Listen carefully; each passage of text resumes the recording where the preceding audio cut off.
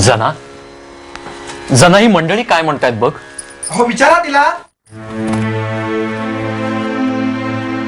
काय झालं? ही गोधडी कोणाची? अगं बाई, ही तर माझीच. कुठे होती ही?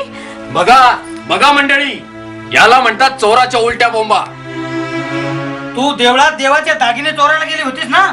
गारठा असेल, गोधडी पांघरली असशील. धनाच्या उभेने गोधडी देवळातच विसरून आलीस. तुम्ही काय बोलताय मला काहीच कळत नाही. असं होय? अगं वेड बांधू नकोस. अहो बघता काय मंडळी, झडती घ्या तिच्या नोकरीची.